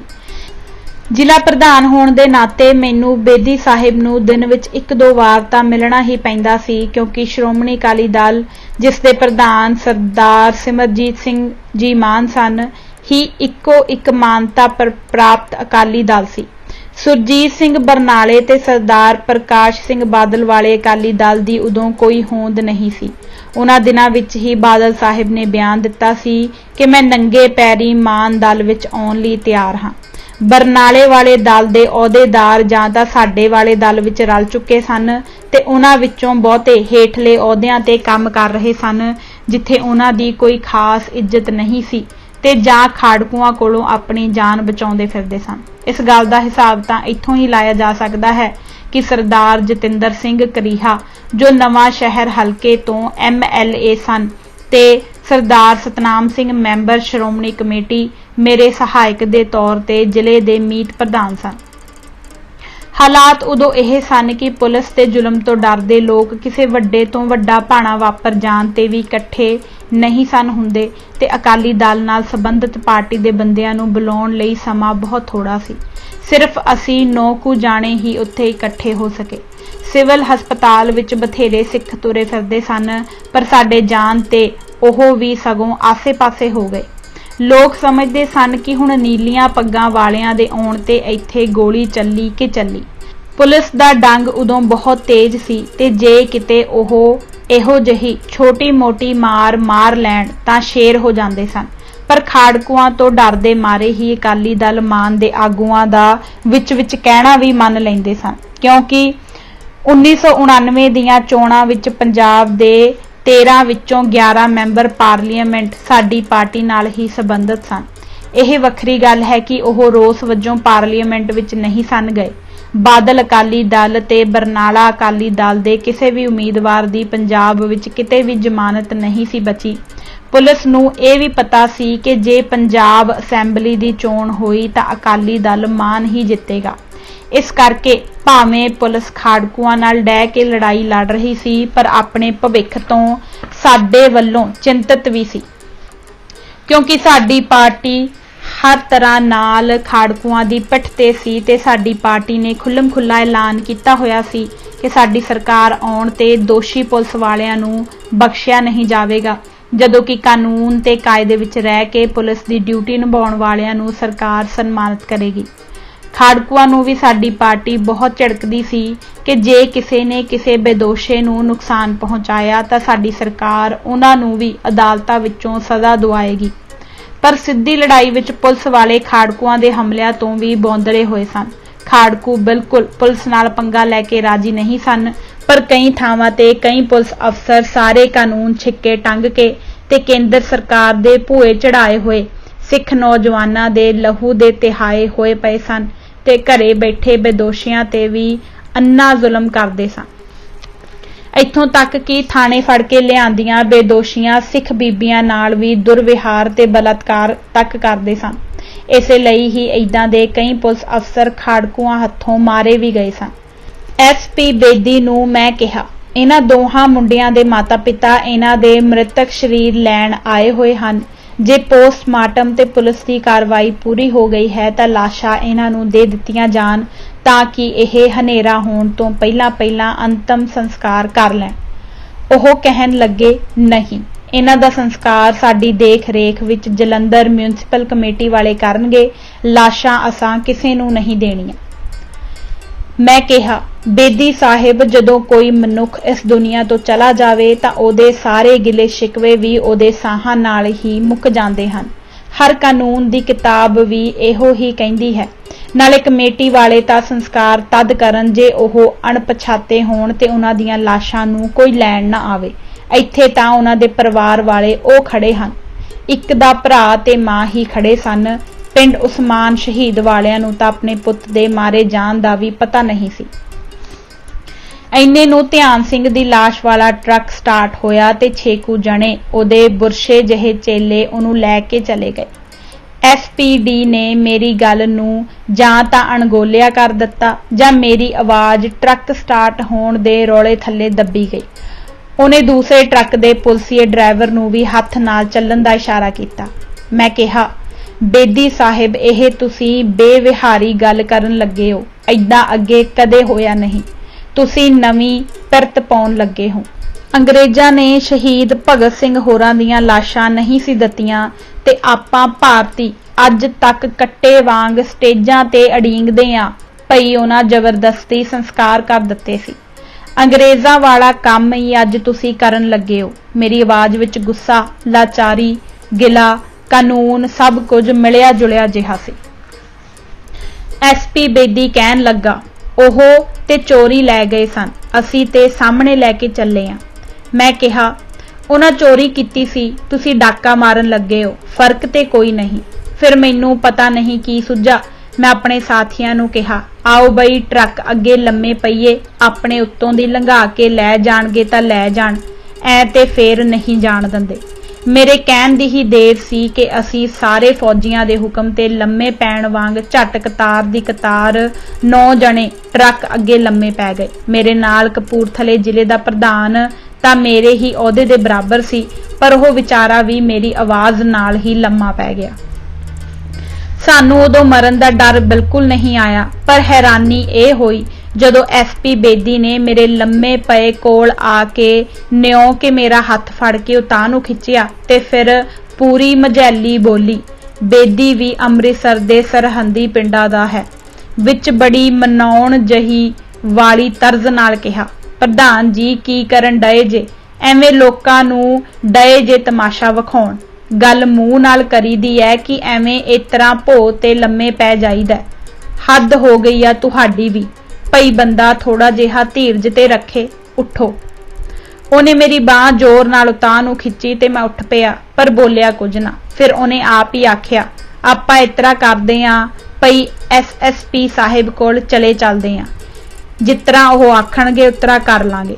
मैनू इस विच कुछ भी इतराजयोग ना लगा ते मैं हाँ विच सिर हिला दिता। मेरे नाल दे भी उठ के बह गए। घाह ते लम्मे पैण करके मिट्टी ते कख जहे सारियां दे लीड़ियां नूं लग पए सन, पर किसी ने उधर ध्यान न दिता। ਇਹੋ ਜਿਹੇ ਵੇਲੇ ਜਿੱਥੇ ਸਿਰ ਧੜ ਦੀਆਂ ਬਾਜ਼ੀਆਂ ਲੱਗੀਆਂ ਹੋਣ ਲੀੜਿਆਂ ਨੂੰ ਕੌਣ ਪੁੱਛਦਾ ਹੈ। ਐਸਐਸਪੀ ਜਲੰਧਰ ਦੇ ਦਫ਼ਤਰ ਪਹਿਲਾਂ ਮਿਸਟਰ ਬੇਦੀ ਨੇ ਪੈਰ ਰੱਖਿਆ ਤੇ ਉਹਨਾਂ ਦੇ ਪਿੱਛੇ ਮੈਂ ਅੰਦਰ ਵੜਿਆ। ਐਸਐਸਪੀ ਕੁਝ ਲਿਖਣ ਵਿੱਚ ਰੁੱਝਾ ਹੋਇਆ ਸੀ। ਬੇਦੀ ਨੇ ਸਲੂਟ ਮਾਰਿਆ ਤਾਂ ਉਹਨਾਂ ਨੇ ਸਿਰ ਹਿਲਾ ਕੇ ਸਵੀਕਾਰ ਕੀਤਾ ਤੇ ਉਹਨਾਂ ਨਾਲ ਗੱਲ ਕਰਨ ਦੀ ਥਾਂ ਮੇਰੇ ਵੱਲ ਮੂੰਹ ਕਰਕੇ ਮੈਨੂੰ ਪੁੱਛਿਆ, ਆ ਗਏ ਉਹਨਾਂ ਦੀਆਂ ਡੈੱਡ ਬੋਡੀਜ਼ ਲਾਸ਼ਾਂ ਲੈਣ? ਇਸ ਮੰਡੀਰ ਨੂੰ ਕੁਝ ਸਮਝਾਓ। ਅੱਗੇ ਆਮ ਲੋਕਾਂ ਨੂੰ ਮਾਰਦੇ ਸੀ, ਹੁਣ ਸੰਤਾਂ ਮਹਾਤਮਾਵਾਂ ਵੱਲ ਵੀ ਹੋ ਗਏ ਹਨ। ਸੰਤ ਧਿਆਨ ਸਿੰਘ ਨੇ ਕੀ ਵਿਗਾੜਿਆ ਸੀ ਉਹਨਾਂ ਦਾ, ਤੇ ਨਾਲ ਹੀ ਮੈਨੂੰ ਹੱਥ ਨਾਲ ਬੈਠਣ ਦਾ ਇਸ਼ਾਰਾ ਕੀਤਾ। ਮੈਂ ਬੈਠ ਗਿਆ ਤੇ ਗਲਾ ਸਾਫ਼ ਕਰਕੇ ਕਿਹਾ, ਗੱਲ ਇਹ ਹੈ ਜੀ ਕਿ ਰਾਵਣ ਉੱਚ ਕੁਲ ਬ੍ਰਾਹਮਣ ਸੀ, 10 ਵੇਦਾਂ ਦਾ ਗਿਆਤਾ ਸੀ, ਸੋਨੇ ਦੀ ਉਹਦੀ ਲੰਕਾ ਸੀ, ਇੰਦਰ ਵਰਗੇ ਦੇਵਤੇ ਵੀ ਉਹਦੇ ਕੋਲ ਡਰਦੇ ਤੇ ਥਰ-ਥਰ ਕੰਬਦੇ ਸਨ। ਉਹ ਵੀ ਤਾਂ ਆਪਣੀ ਕਰਤੂਤ ਕਰਕੇ ਹੀ ਮਾਰਿਆ ਗਿਆ ਸੀ, ਇਹ ਤੇ ਸ਼ੈ ਹੀ ਕੋਈ ਨਹੀਂ ਸੀ। ਸੰਤ ਧਿਆਨ ਸਿੰਘ ਨੇ ਇਹੋ ਜਿਹਾ ਕੀ ਕੀਤਾ ਸੀ? ਸਕੂਲ ਚਲਾਉਂਦਾ ਸੀ, ਵਿਦਿਆ ਪੜ੍ਹਾਉਂਦਾ ਸੀ, ਹੋਰ ਉਹ ਵਿਚਾਰਾ ਕਿਸੇ ਨੂੰ ਕੀ ਕਹਿੰਦਾ ਸੀ? ਰਾਵਣ ਤੇ ਸਿਰਫ ਮਾਤਾ ਸੀਤਾ ਨੂੰ ਚੁੱਕ ਕੇ ਹੀ ਲੈ ਗਿਆ ਸੀ ਤੇ ਉਹਨਾਂ ਦੇ ਬਿਆਨਾਂ ਅਨੁਸਾਰ ਉਹਨੇ ਕੀਤਾ ਵੀ ਕੁਝ ਨਹੀਂ ਸੀ। ਸੀਤਾ ਨਾਲ ਮਾਤਾ ਮੈਂ ਜਾਣ ਕੇ ਲਾ ਦਿੱਤਾ ਤਾਂ ਕਿ ਗੱਲਬਾਤ ਵਿੱਚ ਦੋਹਾਂ ਹਿੰਦੂ ਅਫਸਰਾਂ ਨੂੰ ਮਿਰਚਾਂ ਜਰਾ ਘੱਟ ਲੜਨ ਤੇ ਮੈਂ ਆਪਣੀ ਗੱਲ ਪੂਰੀ ਕਹਿ ਸਕਾਂ। ਪਰ ਇਸ ਰਾਵਣ ਨੇ ਤਾਂ ਜਿਹੜੀ ਉਹਦੇ ਡਹੇ ਚੜ ਗਈ, ਲੱਗਦੇ ਵਾ ਛੱਡੀ ਕੋਈ ਨਹੀਂ। ਰਹੀ ਗੱਲ ਵਿਦਿਆ ਪੜ੍ਹਾਉਣ ਦੀ ਤਾਂ ਵਿਦਿਆ ਉੱਥੇ ਘੱਟ ਪੜ੍ਹਾਈ ਜਾਂਦੀ ਸੀ, ਬਦਫੈਲੀ ਜ਼ਿਆਦਾ ਹੁੰਦੀ ਸੀ।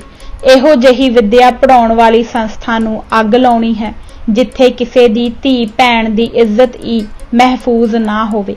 ਮੈਂ ਇਹ ਸਭ ਕੁਝ ਕਹੀ ਗਿਆ ਤੇ ਐਸਐਸਪੀ ਸਭ ਕੁਝ ਧਿਆਨ ਨਾਲ ਸੁਣੀ ਗਿਆ। ਫਿਰ ਉਹਨਾਂ ਨੇ ਐਸਪੀਡੀ ਵੱਲ ਮੂੰਹ ਕਰਕੇ ਪੁੱਛਿਆ, ਇਹ ਧਿਆਨ ਸਿੰਘ ਕੋਈ ਮਾੜਾ ਬੰਦਾ ਸੀ? ਬੇਦੀ ਨੇ ਕਿਹਾ, ਮੇਰੇ ਤੇ ਸੁਣਨ ਵਿੱਚ ਕੋਈ ਗੱਲ ਨਹੀਂ ਆਈ, ਇਹਨਾਂ ਦੀ ਗੱਲ ਸੁਣ ਕੇ ਤੇ ਮੈਂ ਵੀ ਹੈਰਾਨ ਆ। ਮੈਂ ਪੁੱਛਿਆ, ਤੁਸੀਂ ਮਾੜਾ ਕਿਹਨੂੰ ਗਿਣਦੇ ਹੋ? ਜਿਹੜਾ ਲੋਕਾਂ ਨੂੰ ਧਮਕੀ ਭਰੀਆਂ ਚਿੱਠੀਆਂ ਲਿਖ ਕੇ ਫਿਰੌਤੀ ਵਸੂਲੇ, ਉਹ ਚੰਗੇ ਵਿੱਚ ਆਉਂਦਾ ਹੈ ਕਿ ਮਾੜੇ ਵਿੱਚ? ਐਸਐਸਪੀ ਨੇ ਕਿਹਾ, ਬਹੁਤ ਮਾੜੇ ਵਿੱਚ। ਮੈਂ ਕਿਹਾ, ਨੇੜੇ ਤੇੜੇ ਦੇ ਸਭ ਲੋਕਾਂ ਨੂੰ ਚਿੱਠੀਆਂ ਇਹ ਧਿਆਨਾ ਸਾਧ ਪਾਉਂਦਾ ਸੀ, ਇੱਕ ਵਿਚਾਰਾ ਤੇ ਚਿੱਠੀ ਪੜ੍ਹ ਕੇ ਹੀ ਮਰ ਗਿਆ ਸੀ। ਬਾਬੇ ਬਕਾਲੇ ਵਾਲੇ ਕੋਲੋਂ ਜਦੋਂ ਸਾਧ ਦੇ ਚੇਲੇ ਪੈਸੇ ਲੈ ਆਏ ਤਾਂ ਉਹ ਵਿਚਾਰਾ ਕੁਝ ਦਿਨਾਂ ਬਾਅਦ ਸਦਮੇ ਨਾਲ ਹੀ ਮਰ ਗਿਆ ਸੀ। ਤੁਹਾਡੀ ਕਰਤਾਰਪੁਰ ਵਾਲੀ ਪੁਲਿਸ ਉਹਦੇ ਨਾਲ ਰਲ ਕੇ ਚੱਲਦੀ ਸੀ। ਇਹ ਝੂਠੀ ਸੱਚੀ ਮੁਖਬਰੀ ਕਰਦਾ ਸੀ, ਨਾਲੇ ਫਿਰੌਤੀ ਲੈ ਲੈਂਦਾ ਸੀ, ਨਾਲੇ ਪੁਲਿਸ ਕੋਲੋਂ ਦਬਕਾ ਮਰਵਾ ਦਿੰਦਾ ਸੀ।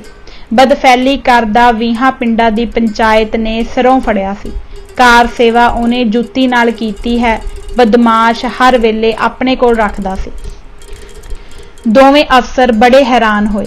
ਹੋ ਸਕਦਾ ਹੈ ਜਾਣ-ਬੁੱਝ ਕੇ ਹੈਰਾਨ ਹੋਣ ਦੀ ਐਕਟਿੰਗ ਕਰਦੇ ਹੋਣ, ਪਰ ਐਸਐਸਪੀ ਨੇ ਮੈਨੂੰ ਪੁੱਛਿਆ, ਸਕੂਲ ਵਿੱਚ ਉਹ ਬਦਮਾਸ਼ੀ ਕਿਵੇਂ ਕਰ ਸਕਦਾ ਸੀ?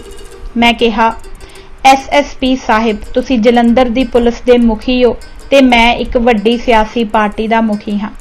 ਜਾਂ ਤੁਸੀਂ ਬੈਠੋ ਮੇਰੀ ਗੱਡੀ ਵਿੱਚ ਤੇ ਜਾਂ ਮੈਂ ਬੈਠਾ ਤੁਹਾਡੀ ਗੱਡੀ ਵਿੱਚ। ਆਪਾਂ ਚੱਲਦੇ ਆਂ ਧਿਆਨੇ ਵਾਲੇ ਸਕੂਲ ਵਿੱਚ। ਰਜਿਸਟਰ ਵਿੱਚ ਕੁਝ ਕੁੜੀਆਂ ਮਾਸਟਰਾਣੀਆਂ ਤਾਂ ਨੌਕਰੀ ਮਿਲਣ ਤੋਂ 5-6 ਦਿਨੀ ਹੀ ਨੌਕਰੀ ਛੱਡ ਗਈਆਂ। ਕਈਆਂ ਨੇ ਕੁਝ ਮਹੀਨੇ ਕੱਢੇ ਤੇ ਕਈ ਅਜੇ ਤੱਕ ਟਿਕੀਆਂ ਆਉਂਦੀਆਂ ਹਨ। ਉਹਨਾਂ ਸਾਰੀਆਂ ਨੂੰ ਇਕੱਲੀ ਨੂੰ ਪੁੱਛਿਓ, ਭਈ ਬੀਬਾ, ਨੌਕਰੀ ਤੇ ਅੱਜ ਕੱਲ੍ਹ ਕਿਤੇ ਮਿਲਦੀ ਹੀ ਨਹੀਂ ਤੇ ਤੂੰ ਗੁੱਡੀ 6 ਦਿਨੀ ਹੀ ਆਪਣੀ ਨੌਕਰੀ ਕਿਉਂ ਛੱਡ ਆਈ ਹੈ? ਉਹ ਰੋ ਰੋ ਕੇ ਤੁਹਾਨੂੰ ਦੱਸੂਗੀ, ਭਈ ਜਿਹੜਾ ਕੰਮ ਇਹ ਧਿਆਨਾ ਮੈਨੂੰ ਆਉਂਦਾ ਸੀ ਉਹ ਮੈਨੂੰ ਮਨਜ਼ੂਰ ਨਹੀਂ ਸੀ, ਇਸ ਲਈ ਆਪਣੀ ਇੱਜ਼ਤ ਬਚਾਉਣ ਲਈ ਮੈਂ ਘਰ ਬਹਿ ਗਈ ਹਾਂ। ਕੁਝ ਮਹੀਨਿਆਂ ਵਾਲੀ ਦੱਸੂਗੀ, ਬਈ ਮੈਂ ਔਖੀ ਸੌਖੀ ਹੋ ਕੇ ਨੱਪ ਕੁੱਟ ਕੇ ਜਿੰਨਾ ਕੁ ਚਿਰ ਕਲੰਕਤ ਹੋਏ ਤੋਂ ਬਗੈਰ ਕੱਢ ਸਕੀ ਕੱਢਿਆ ਤੇ ਹੁਣ ਪਾਣੀ ਸਿਰ ਤੋਂ ਟੱਪ ਗਿਆ ਸੀ, ਇਸ ਲਈ ਮੈਂ ਨੌਕਰੀ ਛੱਡ ਦਿੱਤੀ। ਕੀ ਕਰਦੀ ਹੋਰ? ਤੀਜੀ ਤਰ੍ਹਾਂ ਦੀਆਂ ਵਿੱਚ 2 ਤਰ੍ਹਾਂ ਦੀਆਂ ਕੁੜੀਆਂ ਹੋਣਗੀਆਂ। ਇੱਕ ਤੇ ਉਹ ਜਿਹੜੀਆਂ ਬਹੁਤ ਮਜਬੂਰ ਹਨ, ਪਤੀ ਬਿਮਾਰ ਹੈ, 4 ਬੱਚੇ ਹਨ, ਨੌਕਰੀ ਛੱਡਿਆਂ ਗੁਜ਼ਾਰਾ ਨਹੀਂ, ਵਿਚਾਰੀਆਂ ਮਰਦੀਆਂ ਅੱਕ ਚੱਬੀ ਜਾਂਦੀਆਂ ਹਨ।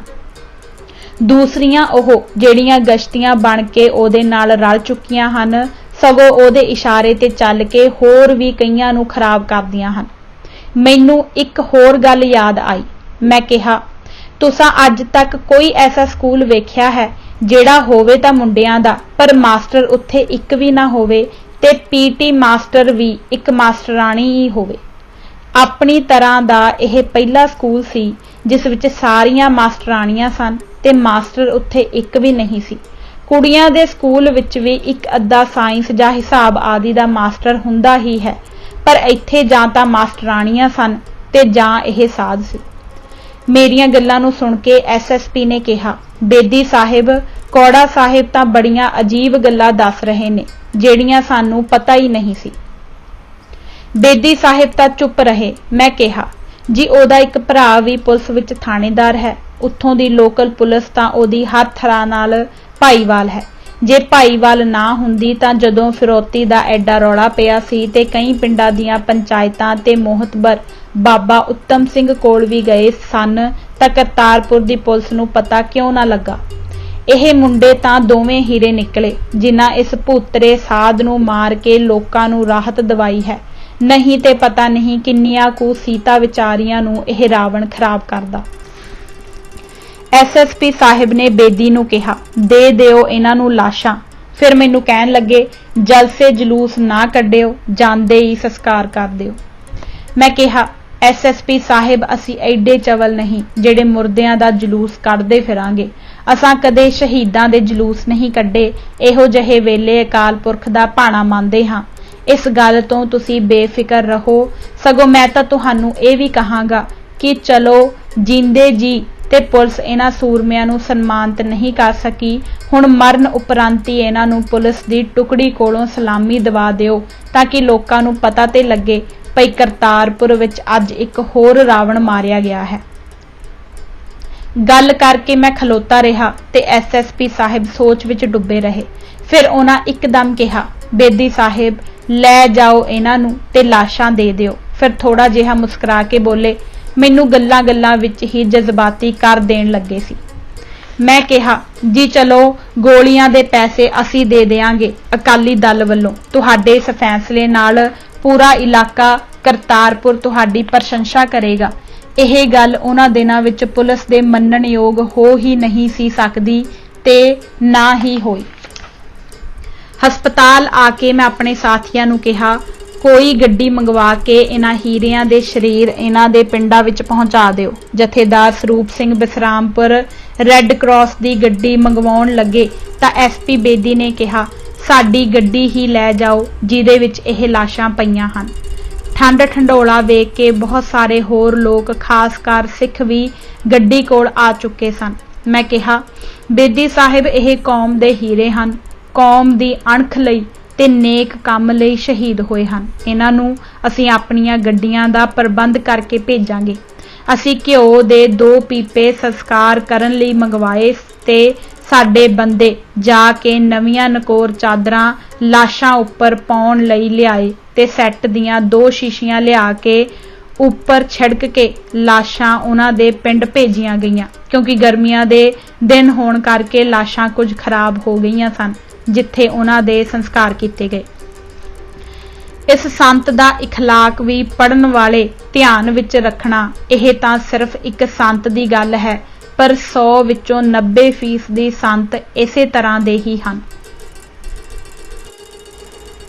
ਸੋ ਅੱਜ ਅਸੀਂ ਇਹ ਕਿਤਾਬ ਇੱਥੋਂ ਤੱਕ ਹੀ ਪੜਾਂਗੇ। ਇਜਾਜ਼ਤ ਦਿਓ। ਵਾਹਿਗੁਰੂ ਜੀ ਕਾ ਖਾਲਸਾ, ਵਾਹਿਗੁਰੂ ਜੀ ਕੀ ਫਤਿਹ।